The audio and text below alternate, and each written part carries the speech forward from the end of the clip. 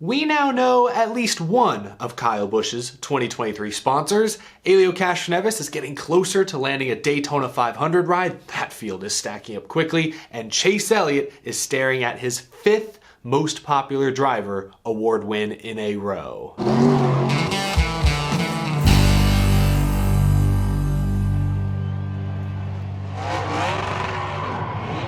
How's it going, y'all? My name is Eric. Welcome to Out of the Groove. Jam-packed episode today, but first and foremost, happy Thanksgiving to every single one of you. I have a lot to be thankful for, and up near the top of that list is all of you guys. Thank you for making the past year plus absolutely incredible, unforgettable. Happy Thanksgiving, everyone. We won't have a video tomorrow, so that's why I'm getting the wishes out of the way now. It's fitting that today's episode is stuffed with news. We've got not one, two, three, we've got like 6 courses to get through. Let's begin with some breaking news from earlier this morning. Front Row Motorsports has revealed the new crew chief for the 34 car. Travis Peterson, who was most recently an engineer at Roush Fenway Keselowski Racing, will lead Front Row's number 34 car, which is still expected to be driven by Michael McDowell. This will be Peterson's first ever full-time crew chief job. He has served as an interim crew chief a couple different times, including last year. He crew chiefed 4 straight races for Chris Buescher and actually nabbed a top 10 at the Indy Road Course. And actually, when looking up his stats, I found that he crew chiefed Matt Kenseth's final race with Roush back in 2018 when he was driving the 6 car,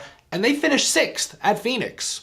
Not really sure what to expect. It's worth noting Blake Harris, who was McDowell's crew chief this past year, didn't have any prior crew chiefing experience before taking this job, and he helped lead McDowell to a career best statistical season. So there's reason to be optimistic for Travis Peterson. Of course, Blake Harris is leaving Front Row for Hendrick Motorsports. He will be Alex Bowman's new crew chief next season, so pieces beginning to move into place here just before the holidays. Good luck to Travis Peterson. Michael McDowell presumably will drive the 34. I find it interesting that Front Row hasn't actually confirmed their driver lineup for next season. Front Row is notorious for waiting till December, sometimes January, to finalize these decisions. You think McDowell, the year he just put up, would be a no-brainer, but I guess they still gotta cross some T's and dot some I's. Next bit of news, 4-time Indianapolis 500 champion Helio is getting closer and closer to landing a Daytona 500 seat for next year. This report comes from Adam Stern, Sports Business Journal. He tweeted, Helio is getting closer to a deal to race in the 2023 Daytona 500 plus several SRX races per Don Hawk. Teams said to have been in the running for Daytona are Trackhouse and the Money Team. Don Hawk is the current CEO of the SRX, the Superstar Racing Experience, the Tony Stewart and Ray Everham venture that they launched a couple years back. Quick backstory in case you didn't watch any of the SRX races this past summer. Don Hawk made a deal with Helio Castroneves. He promised Helio that if he managed to win an SRX race this year, Don Hawk would help Castroneves find a Daytona 500 ride. He would utilize his connections. He would almost work as his agent, his PR rep. Well, of course, Helio Castroneves went out and won the first SRX race of the season this year at Five Flags Speedway, so I guess ever since then, Don Hawk has been working behind the scenes, trying to pull some strings, call in some favors to get Helio Castroneves a Daytona 500 seat. According to Adam Stern, the Money Team and Trackhouse have emerged as the frontrunners. Trackhouse, I think it's safe to assume that would be Project 91, the car that debuted at Watkins Glen this past summer with Kimi Räikkönen behind the wheel. I couldn't find any recent comments from Justin Marks, Trackhouse team owner, but back when Castroneves won that SRX race in the summer, he did mention that the two sides would likely come into contact at some point. Personally, as a racing fan, I'd prefer to see Castroneves in the Trackhouse ride as opposed to the Money Team. No disrespect to the Money Team, it's Daytona, anyone can be competitive.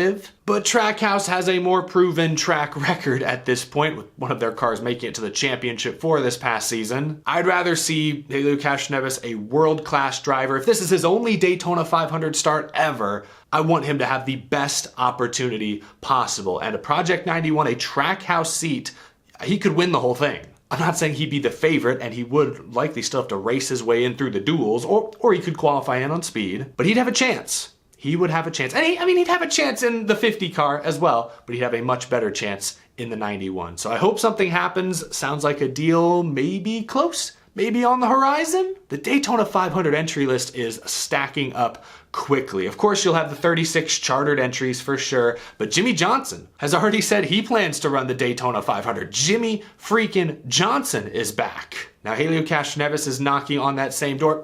The Open Wheel Invasion Part 2, with Jimmy Johnson leading the charge. It's going to be interesting to see what the entry list looks like as we get closer and closer to February, but it sounds like we've got some heavy hitters planning to make a run at the Harley J. Earl Trophy next season. I mentioned Five Flags Speedway a moment ago. It's Snowball Derby season, and Brad Keselowski is the latest NASCAR star to throw his hat into the ring.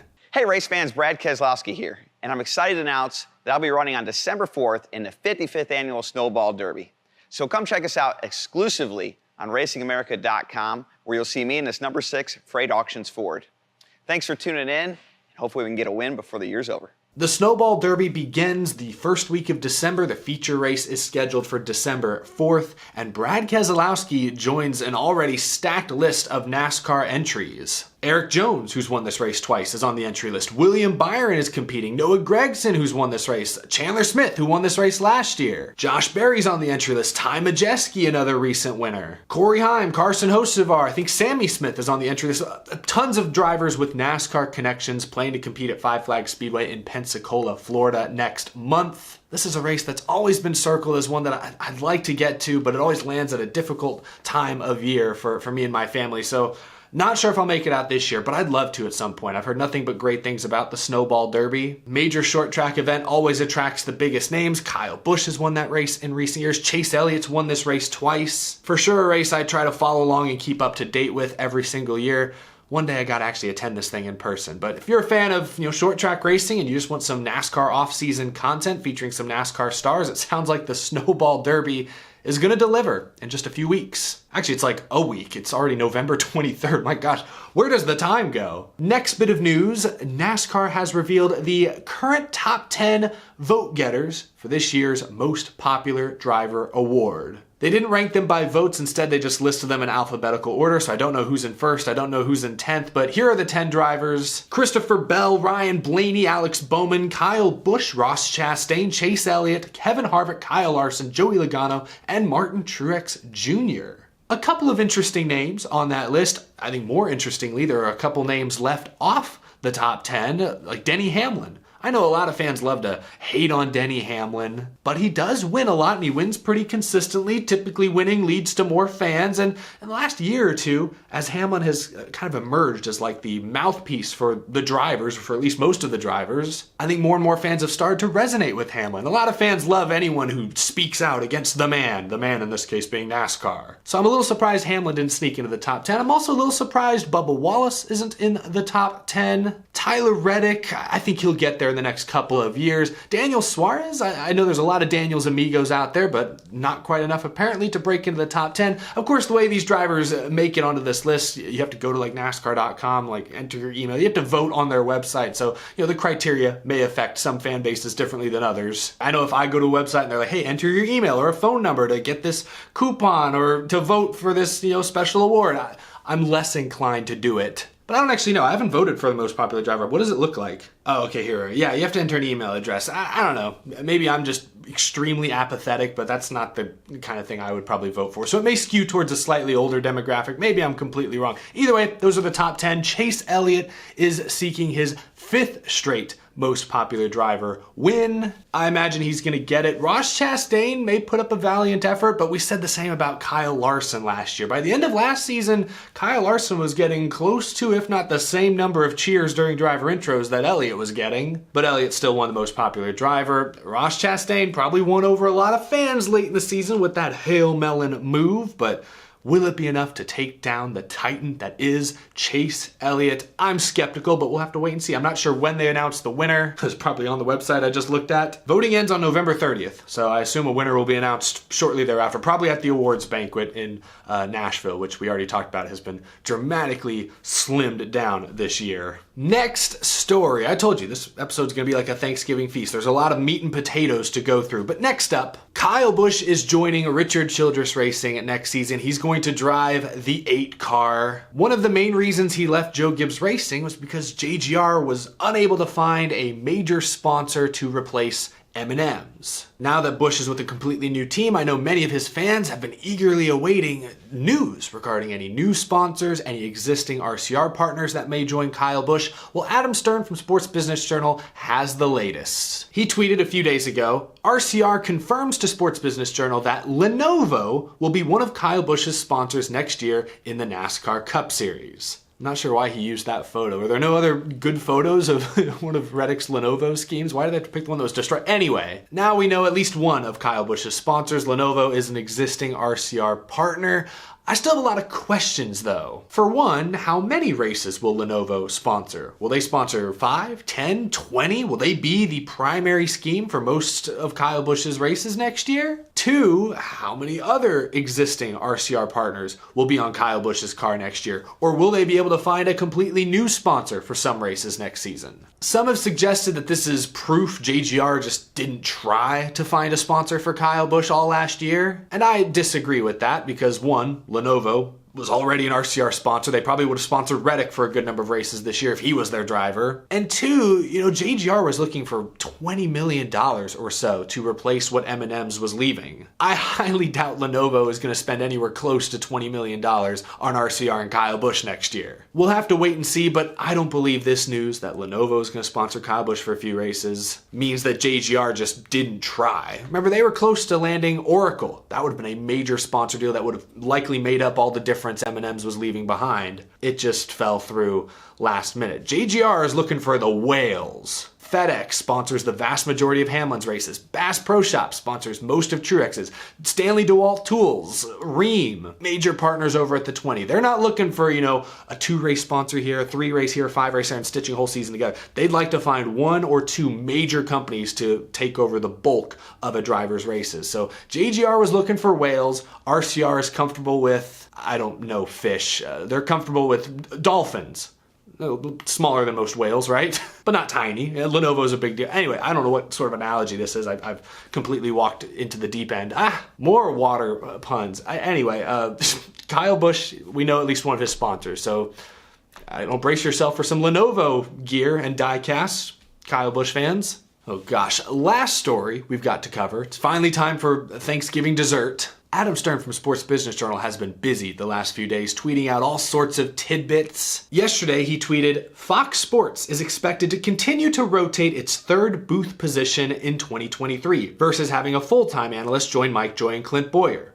While Fox's reasoning is unclear, this would give it the chance to possibly bring in Kevin Harvick in 2024 if he retires after 23. I'm going to brush past that last bit for now. I do think there's a very good chance Harvick ends up on TV after his driving career ends. But I want to focus on that first bit that Fox is reportedly going to continue to rotate that third booth guest as they did for all of the 2022 season. I'm okay with it.